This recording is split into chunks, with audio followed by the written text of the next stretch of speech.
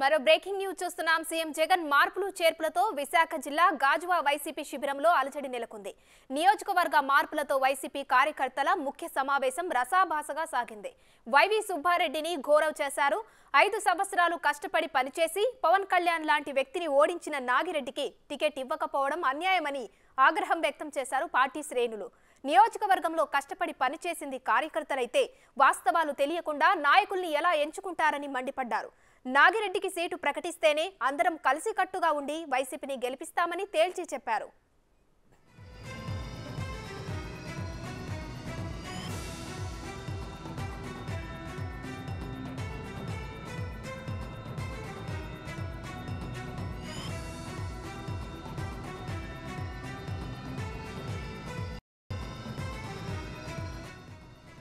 ఆగ్రహంగా ఉన్న కార్యకర్తలను బుజ్జగించే ప్రయత్నం చేశారు వైవి సుబ్బారెడ్డి. సీఎం జగన్ ఆదేశాలతో సర్వేలు సామాజిక వర్గాల సమీకరణాలతోనే బీసీకి సీటు ఇవ్వడం జరిగిందని తెలిపారు. నాగిరెడ్డికి సీటు ఇవ్వకపోయినా శాసన మండలిలో తప్పనిసరిగా అవకాశం కల్పిస్తామని సీఎం హామీ ఇచ్చారని భరోసా ఇచ్చారు. అయినప్పటికీ నాగిరెడ్డికి టికెట్ ఇవ్వాల్సిందేనని పట్టుబట్టారు కార్యకర్తలు. ఈ విషయాన్ని జగన్ దృష్టికి తీసుకెళ్తామన్నారు వైవి సుబ్బారెడ్డి.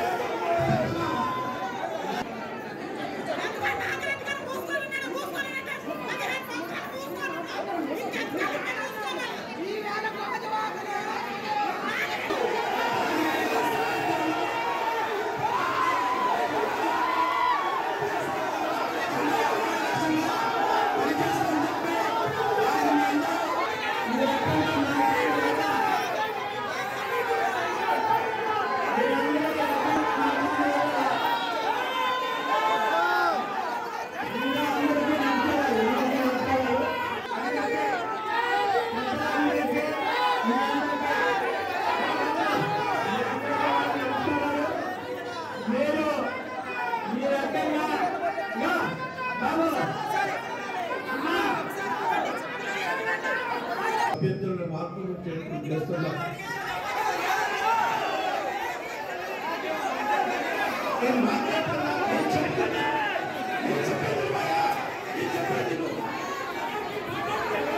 అందులో భాగంగా కూడా సామాజిక వర్గ పరంగా మార్పులు తీసుకురావడం జరిగింది. కానీ ఇక్కడ మీ అందరి ఇక్కడ జగన్ గారు ఎవరిని పెట్టినా ఏ అభ్యర్థిని పెట్టినా నాయకులైతే అన్న సమ్మతితోనే ఇక్కడ పెట్టడం జరుగుతుంది.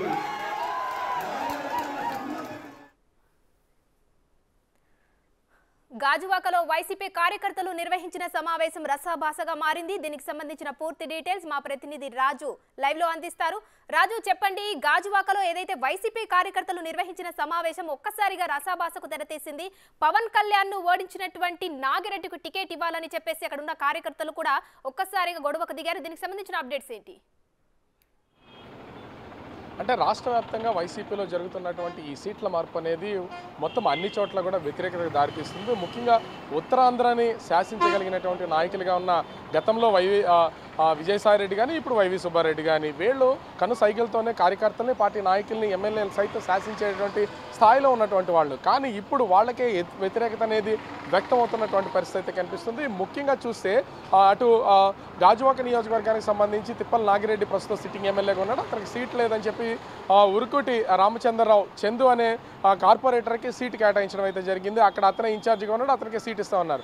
అయితే వెంటనే అటు గాజువాక ఎమ్మెల్యే నాగిరెడ్డి కొడుకు దేవన్ రెడ్డి కూడా తన పార్టీ పదవులకి రాజీనామా చేసి వ్యతిరేకత అయితే వ్యక్తం చేసినటువంటి పరిస్థితి ఉంది. తర్వాత విజయసాయి వీళ్ళతో వైవి సుబ్బారెడ్డి మాట్లాడి తండ్రి కొడుకులు ఇద్దరిని కూడా సముదాయించే ప్రయత్నం అయితే చేశారు. కానీ ఈరోజు ఇదే గాజువాక నియోజకవర్గంలో కార్యకర్తల సమావేశం ఏర్పాటు చేయడం, ఆ కార్యక్రమానికి వైవి సుబ్బారెడ్డి ముఖ్య అతిథిగా వెళ్ళి అక్కడ పరిస్థితిని చక్కదిద్దే ప్రయత్నం అయితే చేశారు. దీన్ని గమనించినటువంటి దేవన్ రెడ్డి అంటే ఎమ్మెల్యే నాగిరెడ్డి కొడుకు నిన్ననే ముఖ్యమైనటువంటి పార్టీకి సంబంధించినటువంటి కార్యకర్తలు సమావేశాన్ని నిర్వహించడం అయితే జరిగింది. ఖచ్చితంగా మనము సహకరించే పరిస్థితి అయితే లేదు. ఎమ్మెల్యే సీట్ ఇస్తేనే పోటీ చేస్తాం, లేకపోతే ఎవరికి సహకరించేది లేదని నిన్నైతే రహస్య తీర్మానం చేశారు. అదే ఈరోజు వైవి సుబ్బారెడ్డి తన వైసీపీ కార్యకర్తలతోనూ నాయకులతోనూ పెట్టినటువంటి ఈ సమావేశంలో వ్యక్తపరిచేసరికి మొత్తం సమావేశం అంతా కూడా రసాబసగా మారింది. పవన్ కళ్యాణ్ లాంటి వ్యక్తిని ఓటించిన తర్వాత సముచిత స్థానం గౌరవం ఇస్తారనుకున్నాం, కానీ అట్లాంటిది ఏమీ లేకుండా ఈవేళ సీట్ లేకుండా చేశారు. కొత్త వ్యక్తులకు ఎవరికో సీట్ ఇస్తే మేము సహకరించే పరిస్థితి లేదని అటు కార్యకర్తలు అయితే తేల్చెప్పినటువంటి పరిస్థితి అయితే ఉంది. చివరికి వైవి సుబ్బారెడ్డి ఎంత సముదాయించినా కూడా ఇప్పటివరకు చెల్లుబాటుగా, తన మాటే చెల్లుబాటుగా ఉన్నటువంటి వైవి సుబ్బారెడ్డి కూడా ఏం చేయాలో దిక్కుతోచని పరిస్థితి అయితే నెలకొన్నటువంటి పరిస్థితి ఉంది. ముఖ్యంగా సీఎం జగన్ని మళ్ళీ సీఎంగా చేసి తీరాలంటే ఖచ్చితంగా ఆయన సామాజిక వర్గాల వారిగాను అదేవిధంగా ఆ సమీకరణలు చేసి ఒక బీసీకి సీట్ ఇచ్చాడు, మీరందరూ కూడా ఖచ్చితంగా సపోర్ట్ చేసి గెలిపించాలి, దాని ద్వారానే సీఎంగా మళ్ళీ జగన్ అవుతారని చెప్పినటువంటి పరిస్థితి అయితే ఉంది. కానీ వైవి సుబ్బారెడ్డి చెప్పిన ఏ మాటని కూడా ఆ కార్యకర్తలు కానీ అక్కడ ఉన్నటువంటి నాయకులు కానీ వినేటువంటి పరిస్థితి అయితే లేదు. ఖచ్చితంగా నాగిరెడ్డిని మళ్ళీ ఆ ఎమ్మెల్యే అభ్యర్థిగా ప్రకటించండి, ఇన్ఛార్జి ఎవరున్నా కూడా అక్కడ ఉన్నటువంటి సిట్టింగ్ ఎమ్మెల్యేని మరి ఎమ్మెల్యే అభ్యర్థిగా ప్రకటిస్తే తప్ప మేము సహకరించి ఎన్నికకి వెళ్తాం, లేని పక్షంలో ఖచ్చితంగా ఎవరికి సహకరించేది లేదు, మాకు మేము న్యూట్రల్గా ఉంటామని తేల్చెప్పినటువంటి పరిస్థితి అయితే ఉంది. ఇదే ఇప్పుడు ఉత్తరాంధ్రలో కూడా వ్యక్తమవుతున్నటువంటి పరిస్థితి అయితే ఉంది. కొద్ది గంటల క్రితం, అంతే 2-3 గంటల క్రితమే వైసీపీలో నుంచి జనసేనలో జాయిన్ అయినటువంటి వంశీకృష్ణ శ్రీనివాస యాదవ్ కూడా ఒక ప్రకటన అయితే చేశారు. మేము పిలిస్తే దాదాపుగా 30 మంది కార్పొరేటర్లు, వైసీపీ కార్పొరేటర్లు బయటకు వచ్చేస్తారని. అంటే టోటల్గా వైసీపీలో ఒక చీలిక అనేది ప్రస్తుతం అయితే వస్తుంది. ఆ చీలికని మరి పార్టీ అధిష్టానం, ఇక్కడ ఉన్నటువంటి ఆ కోఆర్డినేటర్లు ఏ విధంగా దాన్ని సెట్ చేసుకుంటారు, ఆ పార్టీకి నష్టం జరగకుండా రానున్న ఎన్నికలకి ఇబ్బంది కలగకుండా ఎలా సెట్ చేసుకుంటారు అనేది మాత్రం వేచి చూడాల్సినటువంటి పరిస్థితి అయితే ఉందమ్మా. రాజు, అలాగే ఏదైతే క్యాడర్ల మార్పు జరుగుతుందో అప్పటి నుంచి ఇష్యూ అయితే వైసీపీలో మొదలైంది. మరి దీనిపై అధిష్టానం ఎలా దృష్టి పెట్టే అవకాశం ఉంది, మరి టికెట్లు దక్కని వారిని ఎలా సముదాయించే అవకాశం ఉంది? అంటే ముందస్తుగానే ఇక్కడ పార్టీకి సంబంధించినటువంటి నాయకులు ఒక్కొక్కరిని, అంటే ఎమ్మెల్యేలు కానీ అదే ఎంపీలు కానీ ప్రతి ఒక్కరిని కూడా అటు విజయవాడకి పిలిపించి అమరావతిలోనే వీళ్ళకి సంబంధించి మీకు సీట్ లేదు, సీటు ఉంది అని కొంతమందికి తేల్చి చెప్తున్నటువంటి పరిస్థితి అయితే ఉంది. అంటే ఏ విధమైనటువంటి అటు కింది స్థాయి క్యాడర్కి ముందుగా అర్థమయ్యేలాగా చెప్పకుండా, వివరించకుండా డైరెక్ట్గా ఎమ్మెల్యేలని అక్కడ సీఎం క్యాంప్ ఆఫీస్కి పిలవడం, అక్కడే వివరించి చెప్తున్నటువంటి నేపథ్యంలో వీళ్ళు ఒకటే చెప్తున్నారు, అటు ఎమ్మెల్యేలు కానీ నాయకులను కానీ తయారు చేసేది మేము, ఓట్లు వేసేది మేము, పార్టీకి సంబంధించి గెలుపు కోసం పోరాటం చేసేది కార్యకర్తలు. కానీ కార్యకర్తలకి అభిప్రాయం తీసుకోకుండా కేవలం ఎవరో సర్వేలు ఇచ్చినటువంటి రిపోర్టర్లని సమీకరణాల ద్వారా చేస్తున్న వాటిని తీసుకుని మీరు ఏ విధంగా సీట్లు నిర్ణయిస్తారంటూ కార్యకర్తలు ఎదురు తిరుగుతున్నారు.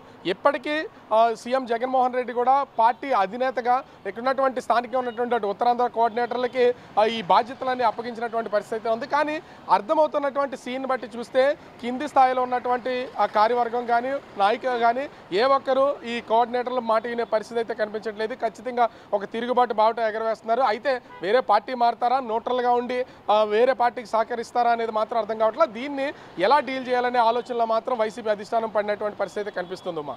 రైట్, థ్యాంక్ యూ రాజు.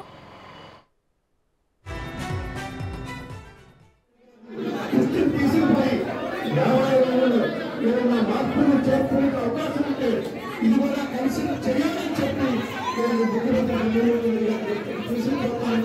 అప్పటి వరకు మన ముఖ్యమంత్రి జగన్మోహన్ రెడ్డి గారు సూచించిన అభ్యర్థి గెలుపు కోసం నాయకత్వంలో పనిచేసే కార్యక్రమం చేయాలని చెప్పి ఈ సందర్భంగా తెలియజేస్తున్నారు.